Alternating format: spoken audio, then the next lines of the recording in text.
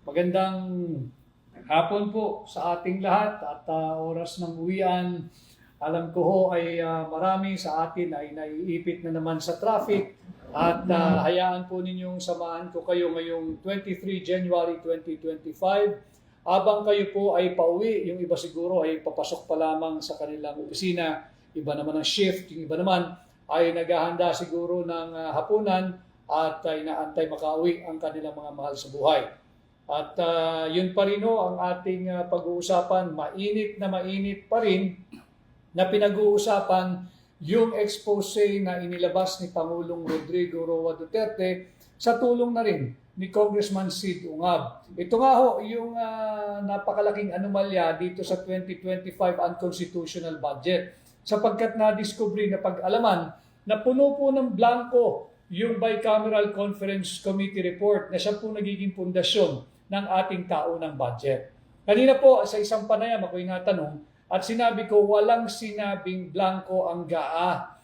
Ang blanco ho, paulit-ulitin natin, ay yung Bicameral Conference Committee. Para po muli, sa kaalaman ng nakararami, ganito po kasi ang budget cycle ng Pilipinas. Sa simula po ng taon, ngayong January, magtatawag po ng budget call na tinatawag yung Secretary ng Department of Budget and Management. Ito ay notice o pahayag sa lahat na nagtatrabaho sa gobyerno, departamento, ahensya at bureau na kinakailangan na silang maghanda ng magsumiti ng kanilang panukalang budget sa darating na taon, 2026. At pagkatapos po niyan ay magko-convene din yung Developmental Budget Coordination Committee. Yan po yung magpupulong at uutusan na yung iba't sangay ng pamahalaan na maghanda na para magsumiti ng budget. Pag nabuo na po nila yan, magiging National Expenditure Program po ito o yung NEP. Ito po yung makapal na librong isusumiti ng Executive Department sa Legislative Department of Government. At kalakip po ng National Expenditure Program, ito po'y kasama nito ay ang President's Budget Message at nandyan din po yung BESF, yung Budget of Expenditures and Sources of Funding. Importanteng kumpleto yung dokumento dahil you have to justify why you're asking for this much budget for the coming year and where will you source the funds intended to be allocated or appropriated doon sa mga line items na nandoon po sa National Expenditure Program. Pagdating po sa Kongreso, ito na po yung binabalangkas. Nagdedebate sila at makikita rin natin yung mga secretaries ng iba't ibang departamento, yung mga bureau heads, yung mga agency head ay nagde-defend ng kanilang budget. At dyan din nagkakaroon ng tanungan sa pagitan ng mambabatas at miyembro ng mga executive department. Matapos po dyan ay tutungo rin po sila sa Senado. Pag natapos na ng Kongreso ng mababang kapulungan at ng Senado yung kanilang bersyon ng budget, sila po ang dalawa ay uupo doon sa tinatawag na Bicameral Conference Committee. Ito na. Dito yung Bicameral Conference Committee, dati-rati, ang layunin lamang po niyan is to reconcile conflicting figures. To reconcile if there are any discrepancy in the line item version of the proposed budget ng House at yung version po ng Senado. Wala pong kapangyarihan ang Bicameral Conference Committee na magdagdag kahit piso doon sa napanukala na at nabalangkas na ng mababang kapulungan at ng Senado. Malinaw po yan, walang kapangyarihan ang Bicameral Conference Committee.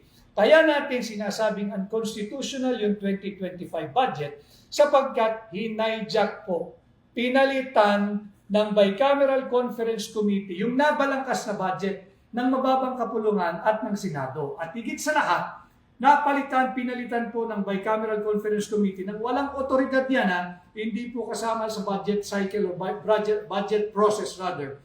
Hindi po kasali ang Bicameral Conference Committee sa budget process. Subalit, yung sinabi po ng Makati Business Club, kayang bakit sila'y tumututol dito sa 2025 budget, hinayjack ng Bicameral Conference Committee yung original na panukala ng Executive Department. Yung original na panukala ng Office of the President. Nagbago po yan, higit pong lumaki. Unang-una, unconstitutional dahil pinakialaman ng Bicameral Conference Committee yung nabalangkas na ng mababang kapulungan at ng Senado. Hinayjack ng Bicameral Conference Committee, walang otoridad po ito, walang authority. Napalitan yung budget na panukala ng Office of the President. Pangalawang basihan kung bakit ito ay unconstitutional. Tinaasan po ng Bicameral Conference Committee yung panukalang budget ng tanggapan ng Pangulo, ng Executive Department. Hindi po maaari yan ayon sa ating saligang batas. Malinaw po yan sa ating saligang batas. Article 6 po ng ating saligang batas, pakisilip ninyo. Article 6, Section 25. Hindi po maaaring iangat ng Kongreso, lalo na itong walang authority na Bicameral Conference Committee, yung naging unang panukala ng Office of the Vice o Office of the President na magiging budget po ng taon natin for 2025. Kay Maniniktik TV Channel, Senator ko ito, Attorney Vic Rodriguez, laban sa mga buhaya ng bansa, blanco pinirmahan. Kay Noli Metangere, good people of the Philippines loves you, Attorney Vic Rodriguez, always and forever in our good heart. Salamat to. At kay Danny Ligo, Attorney, mabuhay po kayo at ang pinaglalaban mo, we always support you. Kayo po ang pinaglalaban ko. Ang pinaglalaban po ng hakbang na maisog, humihingi po tayo ng transparency, accountability, peace, and security. Ito po yung ating sinusulong. So nabalangkas po natin. At matapos po yan, dito po nagkaroon ng problema. Meron po kasing isang mambabatas na nagsasalita na ang blanco daw ho ay GAA. Walang blanco sa GAA. Doon nga kayo nabubuhol eh. Doon nga kayo ipit na ipit eh. Doon nga kayo nabulilyaso eh. Dahil ang ipinakita ho namin nung isang gabi pa, nung Sabado ng gabi, ay yung final ratified and signed Bicameral Conference Committee report. Ang kahalagahan po ng Bicameral Conference Committee report, ito po yung nagiging pundasyon ng General Appropriations Bill. So nakita niyo na po yung flow. Pagkatapos sa Bicameral Conference Committee na dapat sana'y magre-reconcile lamang ng conflicting figures o dili kaya ay conflicting items doon sa panukalang budget, yung lamang mo ang papel noon, pinalitan nila. They have recasted the budget proposal coming from the Executive Department. At ang masaklap nito, pinalitan po nila ng panay blanco yung kanilang Bicameral Conference Committee report. Doon ho tayo nagkakaproblema. Wala hong pinakitang dokumento si Pangulong Duterte at wala pong sinabi si Congressman Sid Ungab na blanco ang GAA. Ito nga bilang transparency and accountability na advokasya ng hakbang ng maisog, atin sila ngayong sinisingil at patuloy sumilin. Paano na naging hindi na blanco yung General Appropriations Act? Kasi nga ho, yung pinakita ko nung isang kagabi, yung ipinakita ko po sa inyo, panay blanco yung Bicameral Conference Committee.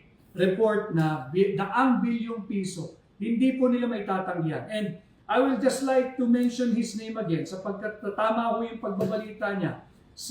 Yung reporter po ng UNTV, hanapin ko lamang po yung pangalan niya, si Asher, if I may not, para hindi po tayo magkamali. Binanggit ko po yung pangalan niya kahapon sapagkat isa po siya sa nakakuha ng report mula dyan po sa Senado. At nang nakuha niyang kopya ng kanyang Bicameral Conference Committee report, kaparehas po ng ipinakita namin ni Pangulong Duterte at ni Congressman Sid Ungab. Pinakita po yan ni Asher Kadapan. Asher Kadapan Jr. ng UNTV, maraming salamat doon sa iyong pagbabalita ng tapat at marami pong naka-download na ng video na yan na nagpapakita ng pagbabalita ng UNTV. Sinabi po ng reporter ng UNTV na tama yung pinakita naming dokumento. Ganon din ang dokumentong nasa Senado na blanco, yung daang bilyong pisong na nakalagay po doon sa Bicameral Conference Committee. Banggitin ko lamang po si Jesse, shout out po from 10ID Davao. Mabuhay po kayo, Jesse. Kay Hakima, bakit po hindi nagsasalita ang panig ng Senado at ang panig ng Kongreso? Yun nga po ang dapat nagpapaliwanag dito ay ang mga mambabatas. Subalit, masyado pong naging mabilis ang naging tugon ng Executive Department at sinabi nga nila walang blanco sa GAA. Wala pong nagsabing may blanco sa GAA. Wala hong nagsabing may blanco sa GAA. Ang sinasabi namin, blanco po yung Bicameral Conference Committee.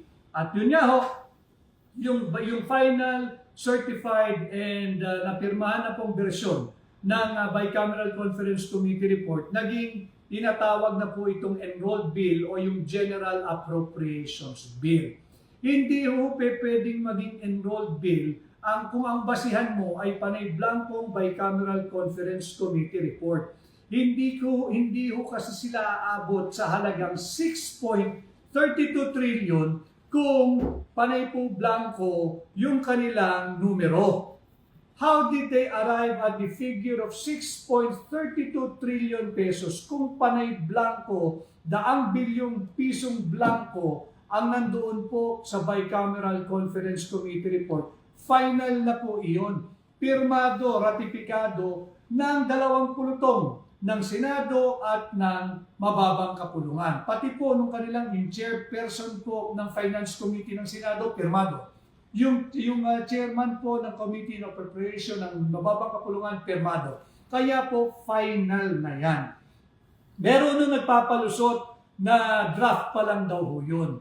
Pagka-draft, yan po yung piraso ng papel na maaari mong idiretso sa basurahan, pwede mong itapon. Ang draft ho ay hindi kinakailangang i-ratify. Ang draft ho hindi kinakailangang pirmahan. Draft nga Kaya lang, ipit na po sila, kaya kung ano-anong pagpapabago ng kwento dito sa ating paniningil ng transparency and accountability. Ngayon, tumuloy po tayo doon sa accountability. Importante po na malaman natin sino who filled up those blanks amounting to hundreds of billions of pesos. Why do we have to know? Why do we have to establish the liability of those who filled up those blanks sa final Bicameral Conference Committee report? Kasi ho, criminal po yung ginawa nila.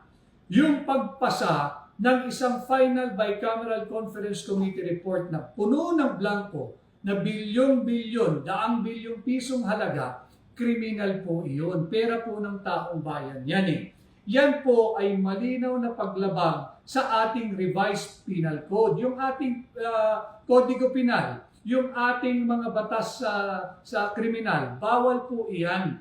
Yan po ay may tatawag na crime against public interest. Yung ginawa po nila ay violation of Article 170 of the Revised Penal Code. Ano po yung Article 170? Ito po yung falsification of legislative document. Paano po nagkakaroon ng falsification of legislative document? Unang-una, kinakailangan merong bill. Ang Kongreso, meron po silang bill yung General Appropriations Bill, yung panukalang budget for 2025. Pangalawang elemento, meron pong nag-alter o nakialam o nagbago ng mga salita o di kaya sa nangyayari po ngayon sa ating budget sa mga halagang nandoon sa General Appropriations Bill. Bakit natin sinasabing may nakialam na ibang tao bukod sa Kongreso o sa mababang kapulungan at sa Senado? Sapagkat ang pinasa po nila, ang pinirmahan po nilang final Bicameral Conference Committee report ay yung punong-puno ng blanco sa nagkakahalaga daang-daang bilyong piso. Pangatlo, meron pong nagbago. She, he, or they altered yung mga figures po doon sa Bicameral Conference Committee. Worse, doon sa General Appropriations Bill. Bawal po yun dahil wala silang otoridad. Kung ang Bicameral Conference Committee ay wala pong authority na makialam, hijackin, baguhin at palitan ang panukalang budget ng Executive Department at pati na yung version na binalangkas sa mababang kapulungan at sa Senado, wala pong otoridad ang tinatawag nating third chamber o yung third house, yung Bicameral Conference Committee, lalo pong walang otoridad, walang kapangyarihan, yung tila, mistula, fourth chamber or fourth house. Sino po yun? Yun po yung ating dapat malaman. Babae ba siya? Lalaki ba siya? Grupo ba sila? Sapagkat yung pang-apat na elemento para po ito'y paglabag sa Revised Penal Code Article 170, yung tinatawag po nating falsification of legislative document, nagbago po yung kahulugan ng bill. Ito talagang nagbago sapagkat punong-puno po ng patlang o blanco yung naging pundasyon at basihan ng General Appropriations Bill. Merong nakialam, merong fourth chamber, merong fourth house. Kung matatandaan ho ninyo, magbalik tanaw po tayo at sariwain lang natin ang inyong alaala. Medyo may ginawang propaganda rin ang executive department noon na busy-busy daw sila at kahit magpapasko, kahit magbabagong taon, kanilang rinirigisa yung panukalang budget for 2025.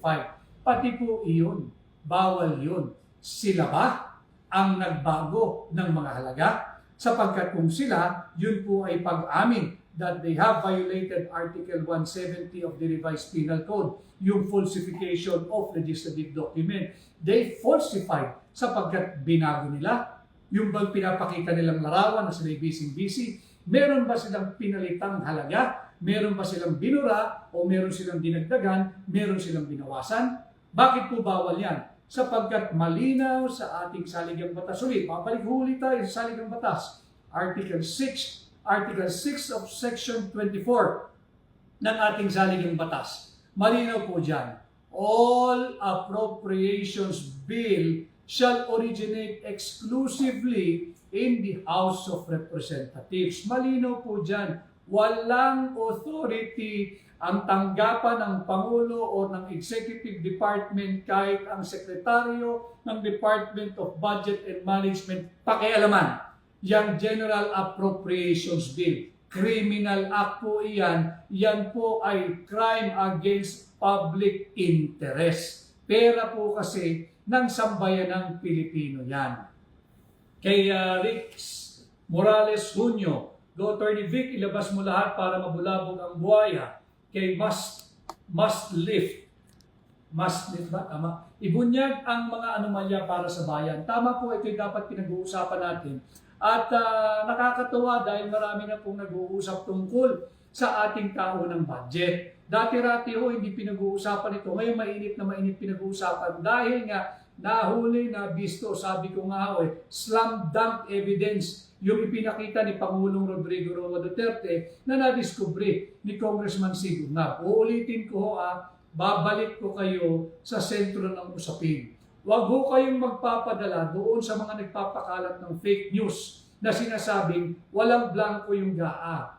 Tama po, walang blanco yung GAA. Yun nga ho ang dapat nilang sagutin. Sino ang naglagay ng mga halagang blanco na doon sa Bicameral Conference Committee report? Kanya hindi naging blanco yung GAA. Bawal po kasi iyon.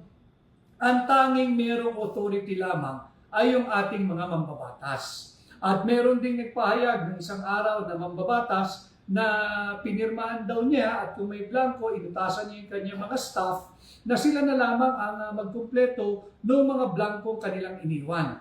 Bawal din po yun at yun ay pag-amin. At yung mga staff na nakialam diyan sa mga blanco na nagkakahalagang daang bilyong piso, kayo po ay namimiligrong makasuhan ng paglabag sa Article 170 of our Revised Penal Code. Kayo po ay nanganganib na makasuhan.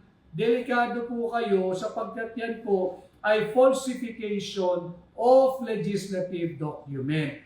Yun lamang po yung una nating nakikita. Marami pa pong paglabag dyan sigurado sa ating mga criminal laws dito na umiiral. So linilinaw po natin ito sapagkat napakarami pong nagsisinungaling at marami po ang naglilihis ng totoong usapan na ang blanco po ay yung Bicameral Conference Committee Report at hindi ang GAA. Maganda na rin na agad na sumagot ang Malacanang at sinabing walang blanco sa GAA. Yan na nga ang punto. Sino ang naglagay ng mga halaga sa bilyon-bilyon o daang bilyong pisong halagang blanco na ipinasa, pinirmahan, rinatipikahan ng mga miyembro ng Bicameral Conference Committee? Yan ang dapat na tugunan. Hindi lamang ng Malacanang, pati ng Legislative Department, lalo na yung Bicameral Conference Committee.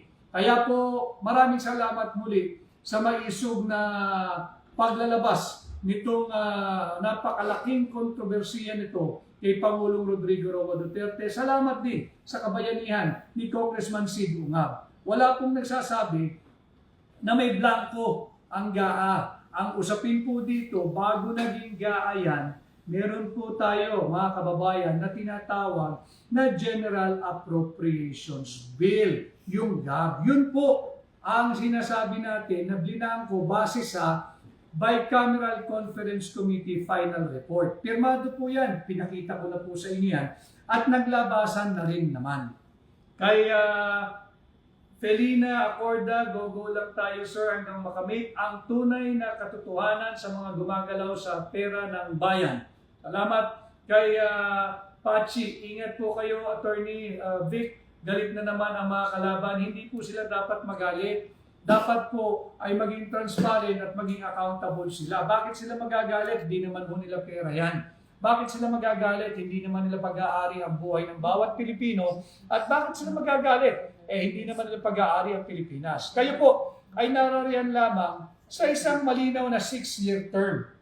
Yung iba naman 3 years lang, yung mga senador 6 years. Nandiyan kayo para bantayan ang pera, ang kaban ng mga Pilipino. Hindi para ito dambahin. Ito po yung malaking usapin ngayon dahil yung mga blanco nga ho sa BICAM report, ito'y matuturing na criminal act, criminal negligence, tapos yung mga nakialam, those who have altered those figures or those who filled in those blanks are liable for violation of our revised penal code, yung tinatawag pong falsification of legislative document. Sapagkat wala po kayong otoridad na pakialaman yung BICAM final and certified and ratified report. Hindi po kayo mambabatas. At yung mambabatas naman na nagpapalusot, na sinabi niyang inatasan niya yung kanyang mga staff na sila na ang tumingin at tumapos ng trabaho, kagaya po ng sinabi ko sa inyo kahapon, magpalit na po kayo ng trabaho ng staff ninyo. I-promote mo yung staff mo, gawin mo siyang senador, at ikaw senador, i-demote mo sarili mo, ikaw na ngayon ang staff ng iyong staff na magiging senador sapagkat you have abandoned a sacred constitutional mandate to safeguard every centavo that belongs to the Filipino people. Hindi ho pwedeng pawardi-wardi ang pagtatrabaho natin dyan sa Kongreso.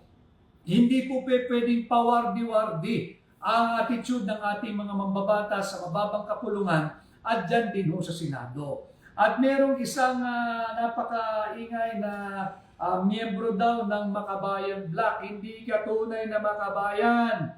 Hindi ka nagsasalita hanggat hindi inilabas ni Pangulong Duterte yung kanyang smoking gun o yung kanyang slam dunk evidence. Ngayon, nagsasalita ka, linilihis mong katotohanan. Inahamon kita, magpakita ka ng video o nung podcast ni Pangulong Duterte na sinabi ni Pangulong Duterte na ang blanco ay ang GAA. Huwag kang sinungaling. Huwag mong lihisin ang katotohanan. Ang katotohanan ay pulo ng blanco ang Bicameral Conference Committee report. Kanya nga sila tinatawag at nababansagan na BICAM. Imaginein ho ninyo, bilyon-bilyong piso, daang bilyong piso, hindi po nila binabasa yung kanilang pinipirmahan, basta ipinapasa na lang ang isang panukalang batas na kasing selan at napakahalaga ng tinatawag nating taunang budget. Hindi na po nila binabasa, hindi na rin nila tinitingnan na may blanco, puros blanco po yung Bicameral Conference Committee report. Uulitin ko, walang sino man sa aming panig, kay panig ni Pangulong Duterte, ni Congressman Sid Ungab, at lahat ng present ng Last Saturday podcast sa Basta Dabawenyo, walang ni isa man ho doon na nagsabing blanco ang GAA. Ang katotohanan, yun po ay aming pagsubok sa kanila. At sila ho ay kumain doon sa aming patibong. Ang sinabi naming blanco ay yung Bicameral Conference Committee. Dali-dali naglabas ng statement ang Malacanang at sinabing walang blanco sa GAA. Labanan ng fake news. Talagang lalabanan natin ang fake news mo. Talagang walang blanco sa GAA. Sagutin mo ngayon. Paano mo nabuo ang GAA? Paano mo na po nabuo yung General Appropriations Act? Bakit mo pinapirma ng General Appropriations Bill ang Pangulo, si Bongbong Marcos? Hindi mo pa sinabi na blanco yung Bicameral Conference Committee report na nagkakahalagang daang-daang bilyong piso? Yan ang iyong sagutin. Sapagkat ang blankong sinasabi namin yung Bicameral Conference Committee report. Pero, pasalamat sa iyo ang sambayan ng Pilipino. Sapagkat, inamin mo na hindi na blanco yung GAB at yung GAA. Ang tanong ngayon, sino ang nagpuno ng mga kakulangan pagdating sa mga blanco sa Bicameral Conference Committee? Isa ba itong babae? Isa ba itong lalaki? O grupo ba napapabilang sa tinatawag nating sikretong fourth chamber or fourth estate? Yan po ang sagutin ninyo. At huwag kayo magpalaganap. Tutulungan ko naman ho kayo Tutulungan ko kayong labanan ng fake news. Importanteng malaman ito ng ating mga kababayan, lalo pat yun naiipit ngayon sa traffic. Sapagkat alam ho ninyo, pinaglalaroan nila ang ating pera, pinaglalaroan nila ang taunan nating budget. Siniro ang PhilHealth ngayong taon. Samantalang blanco, yung napakaraming line items dyan sa Bicameral Conference Committee report. At karamihan po, doon sa nadidiskubre, at marami pa humadidiskubre, si Congressman Sid Ungab, karamihan po doon sa nadiskubre na mga blankong halaga dyan sa mga line item, dyan po sa Bicameral Conference Committee report, ay napapabilang sa mga ahensyang sa ilalim ng Department of Agriculture. Hindi ho ba kayo nagtataka kung bakit hindi matugunan ang ating problema sa food security? Kung bakit hanggang sa ngayon magtatatlong taon na sila, kalahati na ng kanyang 6 na taon na termino, food security pa rin ang pinag-uusapan. Hindi pa tayo gumagraduate at hindi pa tayo gagraduate patungo doon sa tinatawag nating food sovereignty. Food security pa rin. Paano tayo magkakaroon ng food security? Hinayari po yung budget ng Department of Agriculture. Kitang-kita naman doon, blanco, pagdating sa usapin ng NIA, yung National Irrigation Administration. Blanco din pagdating sa Coconut Authority. Ito po yung ating pag-usapan. Ito po yung dapat nilang panagutan. Kaya Arjen, simut ang kaban ng bayan sa mga crops. Tama yun Arjen, pero huwag tayong pumayag. At huwag po tayong maging parang masanay na ito po yung new normal. Hindi po itong new normal. Mabubutit, mararangal na tao po ang sambayan ng Pilipino. Hindi po mandarambong, hindi po magnanakaw ang mga Pilipino. Kanya nga po bilang senador ninyo, pinapanakala kung ibalik na ang death penalty sa kasong plunder. At ibaba po natin ang threshold ng plunder from 50 million to 1 million pesos na lamang. Tama po, narinig niyo ako, from 50 million to 1 million pesos na lamang. Sapagkat nung lumabas po itong blankong dokumento, hindi po inosenteng dokumento ito ito lamang naman po ang nagiging pundasyon o basihan ng ating taunang budget, yung General Appropriations Act. Nung nakita po namin ito, nung Sabado ng gabi, at inilahan dito sa taong bayan, nakakagalit sapagkat bilyong-bilyong piso po pinaglalaroan nila Kaya sabi ko, minarapat ko na hindi na lamang 5 million, bababa po natin yung threshold ng plunder from 50 million to 1 million. Dahil sobra na ang pambubudol na ginagawa ng administrasyon ni Bongbong Marcos sa ating mga Pilipino. Grabe na po talamak ang nakawan. Grabe na po at talamak ang korupsyon. Kailangan na po natin itong tuldukan. Ibaba po natin ang threshold ng plunder from 50 million pesos, ibababa ko po ito ng 1 million pesos. At pag nagawa na po natin yan sa Senado, aking ipapanukalang ibalik ang kaparusahang bitay o death penalty sa dalawang kaso, sa plunder numero 1 at sa droga. Ito po yung aking itinutulak bilang senador ninyo. Balit, huwag din po tayo mawawala dito sa ating pinag-uusapan ngayon. Pinasisimple ko po yung ating budget process para po malaman ninyo. Ulitin ko, ang dami kong natatanggap kahapon na hindi na nila makita yung post ng UNTV ng kanilang magaling at maisog na reporter na si Asher Cadapan Jr. Si Asher Cadapan Jr. po, napanood ko po itong personal, nag-report po siya.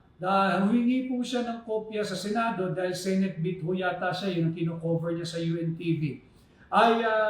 Humingi po siya ng kopya nung Bicameral Conference Committee final report, yung final certified and ratified.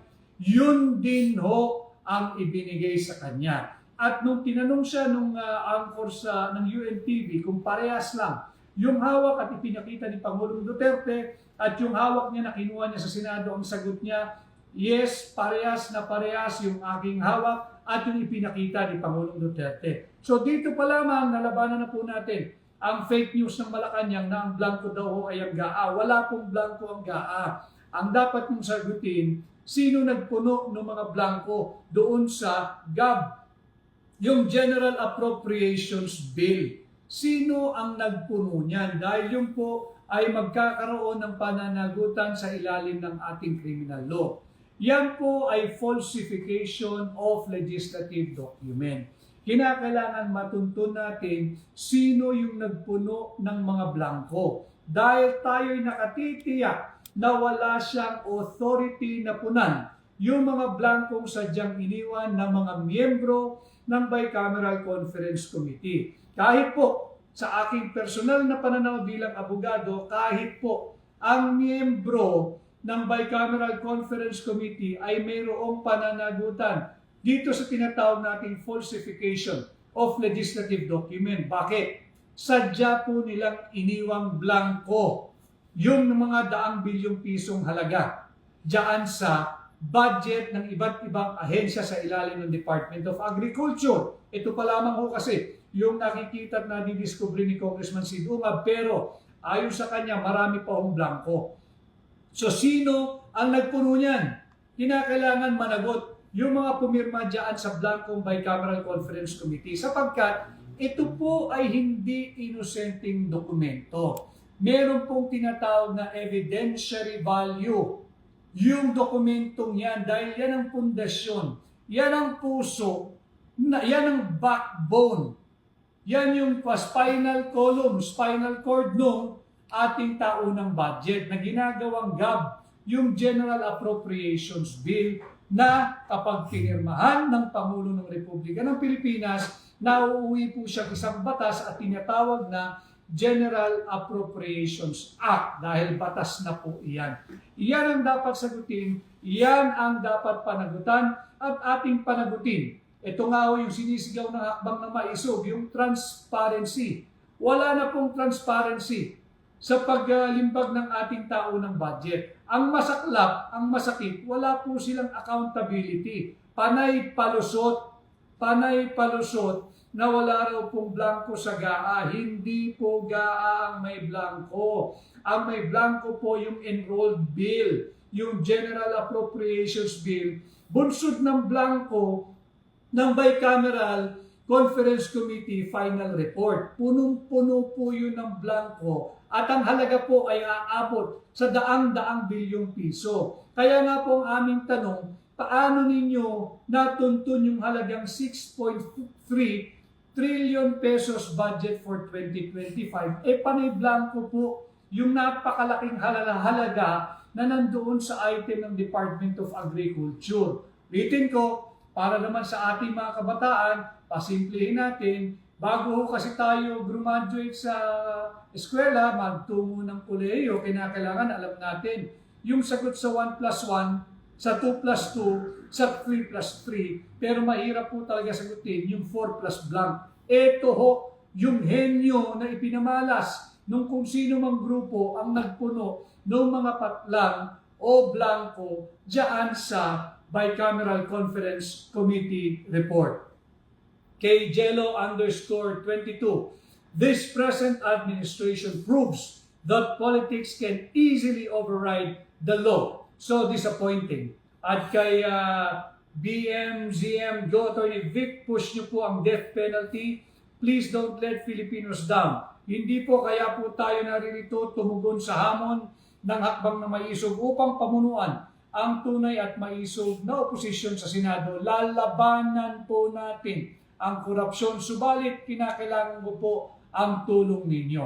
So yan po, napag-usapan na natin, nalalabanan natin ang fake news, nalalabanan na po natin yung pagsisinungaling, at nakikita naman po natin yung pagpiit nung ilang mainstream media na linalayo po yung usapin doon sa blankong bicameral conference committee report.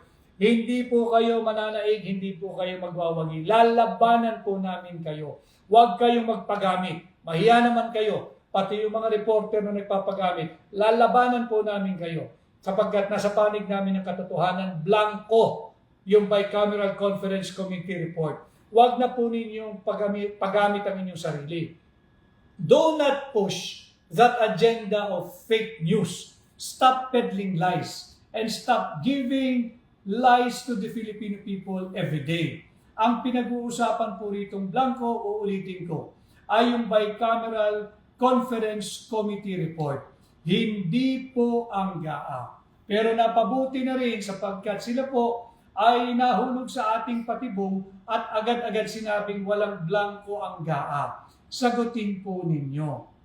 Paano ninyo napunuan yung mga blanco doon sa bicameral conference committee report na naging pundasyon at dahilan ng ating General Appropriations Act na bagamat unconstitutional ay pinirmahan pa rin ni Bongbong Marcos. Yan ang sagutin niyo.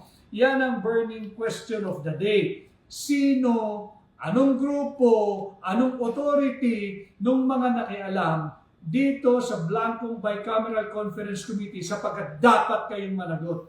Yan po ay kasong kriminal, yan po ay crime against public interest, yan po ay falsification of legislative document.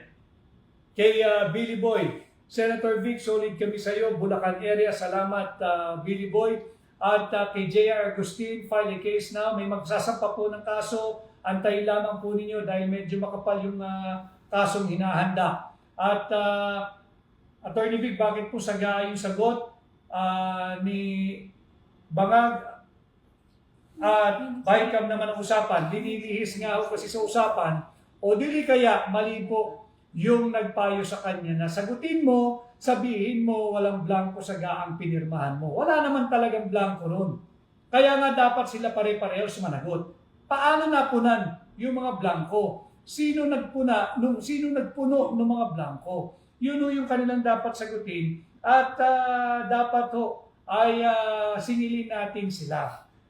Ini-spin na naman po at kinukundina na malisyoso daw at criminal fake news yung revelasyon ni Pangulong Duterte. Please, again, I implore you, do not shoot the messenger. Si Pangulong Duterte, hinatid lamang yung kanyang nakita sa kaalaman ng sambayan ng Pilipino. Sapagkat katabi niya po ako, galit na galit si Pangulong Duterte. Ang sabi niya, kung sino man ang makakakita at makakahawak ng dokumentong ito, yung mga blankong bicameral conference committee report, obligasyon niya sa bawat Pilipino na ilahad ito, ilabas ito at pag-usapan ito.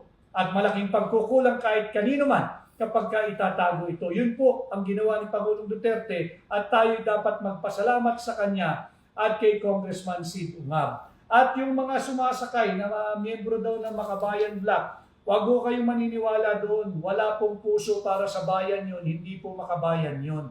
Sinabi niya, mantakin ninyo. Kahit daw po siya hindi niya napansin dahil makapal daw yung dokumento ng budget. Bakit ka pa nag-congressman, ayaw mo gawin yung trabaho mo? Magpapalit ka na lang doon sa second nominee mo. Hindi ka nararapat dyan, sayang ang sinasahod mo bilang mangbabata sa nagmumula sa buwis naming mga Pilipino. Umalis ka na riyan, huwag kang magpanggap. Wala kang puso para sa bayan, wala kang puso para sa Pilipino, at lalong hindi mo pwedeng tawagin ang sarili mong makabayan.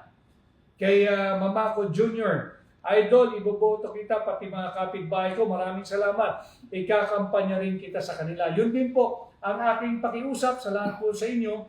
Sana ho ay may pakilala ninyo ako, may kampanya sa inyong kamag-anak, kapitbahay, kaklase, kaskwela, kabarkada, kaibigan, ang inyong pong kaopisina, at sa lahat po ng kilala niyong Pilipino sa anong bahagi ng mundo. Sabi ko nga ho, ako ang tumatayong tunay na oposisyon, dadalhin ko ang laban natin kontra korupsyon sa Senado. Subalit, kailangan ko po ang mga tulong ninyo. So yan po, nakita po natin na malinaw po, nalilinaw natin na ang usapin dito, ibalik lamang natin sa sentro, puros blanco, daang bilyong piso, blanco yung Bicameral Conference Committee report. Ano po ang kahalagahan ng Bicameral Conference Committee report? Uulitin ko, ito po yung nagiging enrolled bill o yung General Appropriations Bill. Ito po yung dinadala sa tanggapan ng Pangulo at kapag pinirmahan niya, yun po ay nagiging batas. Ito nga ho ang nangyari. Kahit unconstitutional, kahit criminal, kahit immoral, kahit puno, hitik, siksik, liglig ng anomalya at korupsyon, pinirmahan pa rin, puinersa, at ito na, nagpuputukan na illegal yung naging basihan ng ating budget ngayong taong 2025. Batiin ko lamang po ang yung mga kababayan po natin na taga Quezon City. Subukan po ninyo na bumisita sa CREP Central at sa mag-asawang Tristan at kay Christine Tagle. Maraming salamat. Mabuhay po kayo. CREP Central, dyan lang po yan. Sa may Tomas Morato, near corner Scout Fernandez, Barangay Laging Handa, Quezon City. Ulitin ko CREP Central, masarap po doon.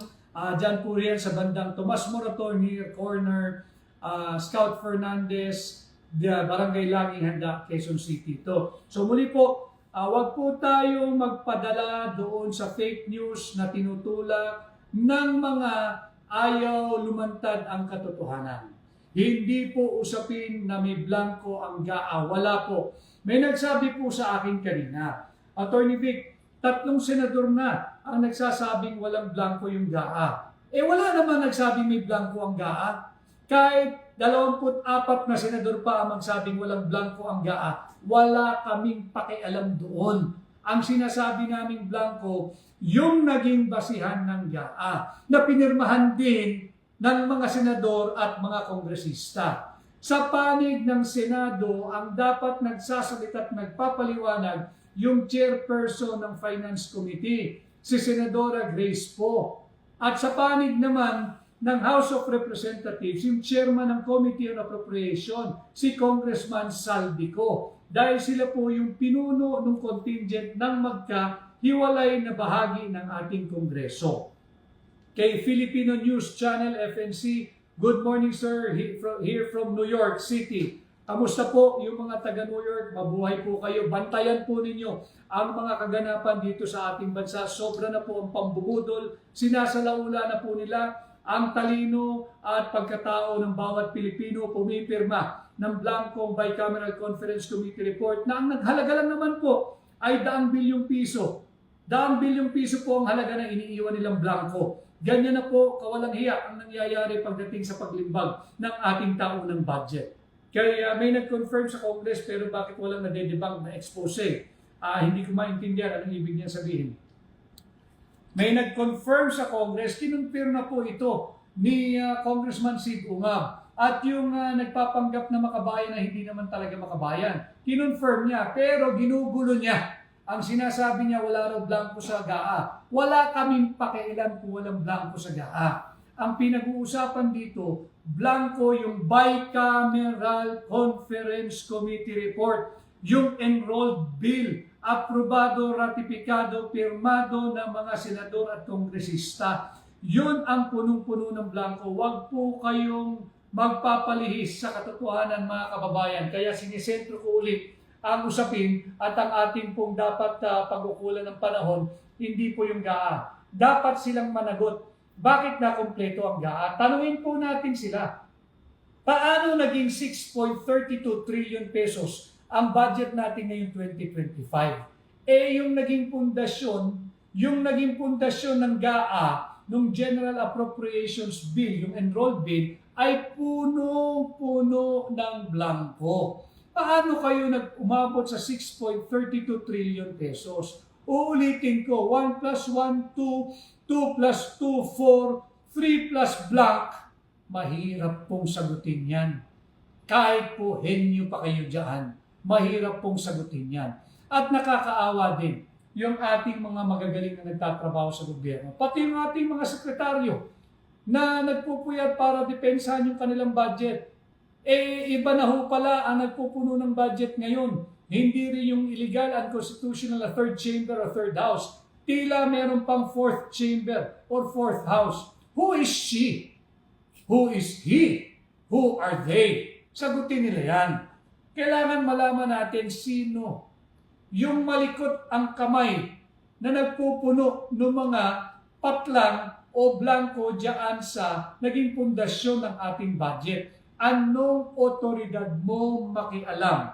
Tatandaan ho natin, ang nag-uutos dito ay ang ating saligang batas. Article 6 po ng ating saligang batas, all appropriations bill shall emanate exclusively in the House of Representatives. Hindi po sa third house, hindi po sa fourth house. Kahit na makapangyarihan pa yung mga miyembro ng tagong third or fourth chamber or third or fourth house, kinakailangan natin siyang pangalanan. Who is she? Who is he? Who are they? Yan po ang dapat nating ipasagot sa kanila. At alam ko na yung iba siguro ay nakatulong din ako na maibsan yung inyong kainipan dyan sa pagbalangkas pagpagsuong din sa grabing traffic. Sana ho ay meron kayong napulot na bagong kaalaman. Sana ho meron akong naidulot na paglilinaw dito sa napakasimpleng issue ng mga blankong halaga sa Bicameral Conference Committee report na pinipilit po nila na GAA. Wala pong nagsasabing blanko ang GAA. Kabaliktaran po, dapat natin silang singilin. Bakit nawala at nagkaroon ng mga halaga pagdating sa GAA? Sino nagpuno? Sinong sumulat? Sinong nakialam? Diyan sa blanco na naghahalagang ₱1 bilyon sa Bicameral Conference Committee report. Hindi po natin pwede ito palagpasin sapagkat, again, this is a criminal act. This is a crime against public interest. This is violation of our revised penal code. This is a clear falsification of legislative document. Kinakailangan matukoy natin sino ang nakialam, sino ang author nung pangingialam at paglagay ng mga halaga diyan sa blanco o patlang na halaga na ikakahalagang ₱1 bilyon.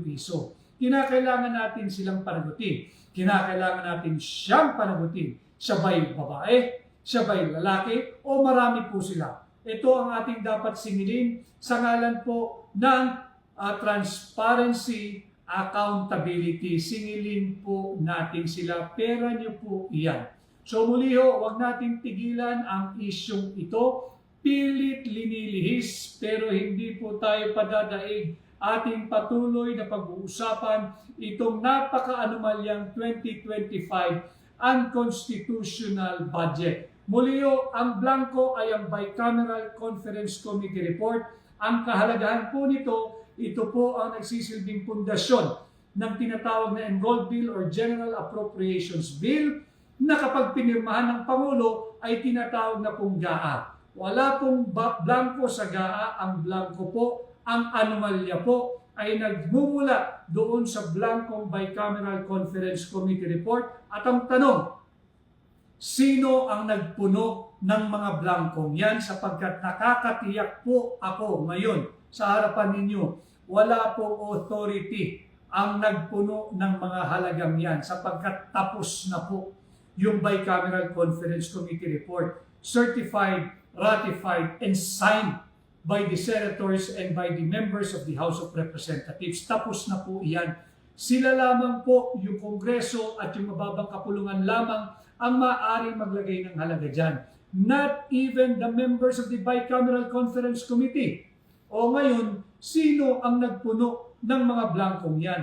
yun ho ang dapat managot. That is a criminal act. That is a violation of the revised penal code. Yan po ang tinatawag na falsification of legislative document. Muli ho, maging vigilant tayo, magsama-sama po tayo ngayong 2025 dahil pag tayo po nagkaisa at nagkasama-sama, maghatid po kayo ng bago sa Senado dahil ngayong taong ito, taong 2025, posible ang pagbabago kasama po ang inyong kaibigan, Attorney Vic Rodriguez.